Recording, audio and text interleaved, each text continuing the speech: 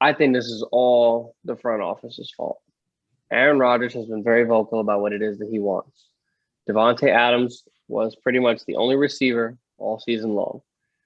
Valdez Scantley and all of these and Lazard and Tunyon, they were all great little pieces. They were all like cute little sidekicks.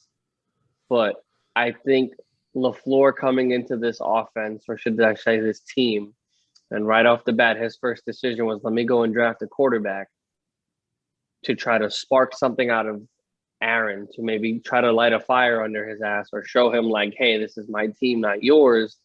I think was the dumbest chess move or the dumbest poker move you could have ever done. That was the worst bluff in NFL history. We all knew you weren't going to bench Aaron Rodgers for a 1-year wonder in Utah that had accuracy issues since forever. We all knew that drafting Jordan Love was a tactic to try to get Aaron Rodgers to back down, so he felt like he was untouchable. No, my friend, Aaron Rodgers is fucking untouchable.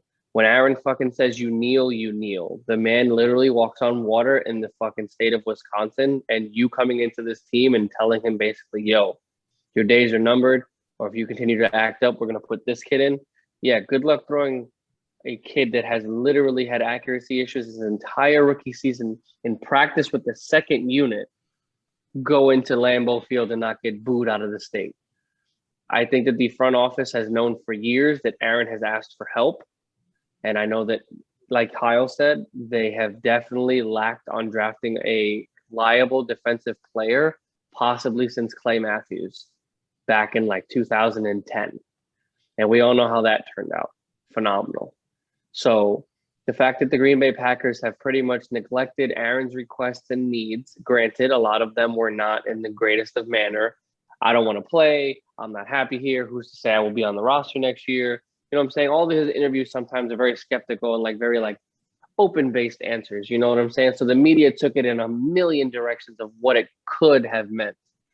But again, yes, the contract is a problem to a certain extent, but you can't necessarily compare it to Tom Brady because they had people on that roster before Tom got there.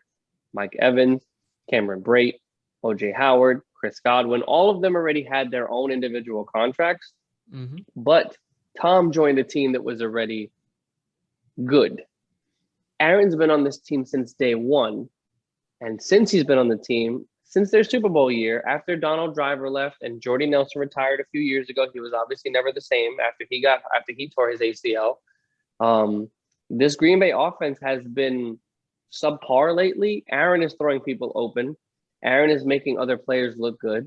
And we all know that Aaron is the reason why they're in the position that they're in, because he's the one that makes the plays and has them in position to win every week. So when your star, your second best quarterback in franchise history, depending on who you ask, obviously Brett being first, Bart Starr probably being second, and then Aaron, because Aaron has only brought one title to Green Bay. Can you really sit there and look him in the eye and say, well, fuck it, you're not going to give me everything I'm asking for. I'll just take all the money I can get while I can and try to win with what I can win with. Because, dude, we all knew this was coming. This was inevitable. I'm telling you, the second they signed LaFleur to that contract, I said, oh, this is not going to go good. They're going to butt heads. Then he drafted Jordan Love. And I was just like, well, I guess this guy's a fucking idiot. And you saw them disagreeing on the sideline during some games. You saw them disagreeing on the sideline in practice. Aaron doesn't have to respect him. Bro, I brought a title here. I took the realms after Brett Favre. I'm breaking records every year. I'm throwing this ball around and fucking making it look like it's child's play in the backyard. What the fuck are you doing? This is my team. And I guarantee you, ask any Green Bay fan, they're siding with Rodgers over LaFleur any day of the week, 9 times out of 10, maybe even 10 times out of 10.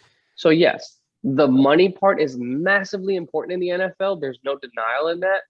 But when your team is literally looking you in the face and saying, we're doing the best that we can, I'm doing the same thing Aaron Rodgers is doing, and I'm fucking taking all the money that I can. Big part is ego, man. A large part of it is ego. He's asked. He's requested. I get it. He has said it. What do you want him to do? Draft for them? I get it. I do. The only thing is, though, is that this offense is pretty solid, dude. I'm looking at this. I mean, you got Aaron Jones, who's one of the best running backs in the game.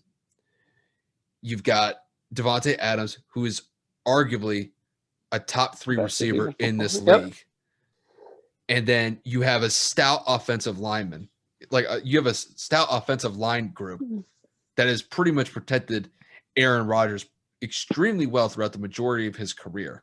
Except against the Bucks. Yeah, the one standout in the games that actually matter. But I'm just saying is that when it comes to Rodgers, I'm not going to blame him for his play here because his play has been outstanding, specifically last year.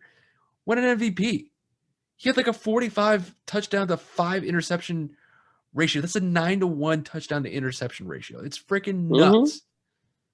However, comes to ego, thinking that you're going to make $35 to $40 million a year and think that there's not consequences that comes along with that.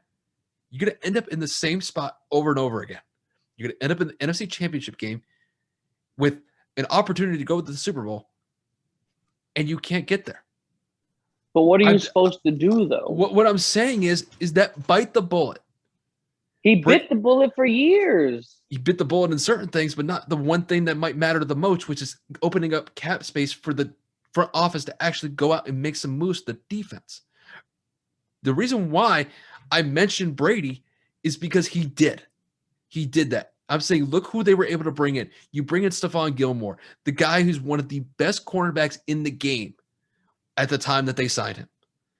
He becomes an all-pro player for New England during his tenure there. And he still is there. I'm just saying, you free up money for that front office to use. You may get what you want, but they're not going to be able to do that when you're making damn near $40 million a year. I get it. He deserves every penny of that. But the consequences that come along with that are you're going to have a weaker team across the board because Aaron is eating up most of the cap space for this team. It's just the way that it is. Aaron has to bite the bullet here. But I think in large part, his ego won't let him. It's just me keeping it a buck. No, I mean, like, we've all heard reports of certain players, former Green Bay players, former opponents, former rivals, former coaches. Aaron's attitude isn't exactly the best. Aaron's mentality isn't exactly positive. And personally, he kind of reminds me of Michael in terms of like Michael Jordan. Like, he wants to win so bad, he's willing to alienate whoever he has to get them in the mindset of we're going to win to get the best out of them. And, his attitude and how he carries himself on the field and maybe even in practice, I would assume probably isn't the greatest in terms of leadership quality. But when you're literally sitting there and you're begging for help and you're sitting there like, yo, dude, I've asked for receiver help. I've asked for defensive help and nobody's listening and you're drafting scrubs or you're getting free agent scrubs. What is Aaron Rodgers supposed to do? Sit back and continue to take a cut when no one's listening to you whatsoever? I'm not doing that shit. Bro, you don't want to draft anybody I'm asking you to draft. You want to draft the quarterback to make a point. You want to waste money on players that you don't need to waste it on. Fine. I'm going to go get my bag. I'm going to carry us with the team you've put around me. And I'm going to prove a point to show it may be if you would have helped me, I would have taken less money earlier. But because you want to be pricks, I'm going to go get this bag and I'm going to dip. And that's it.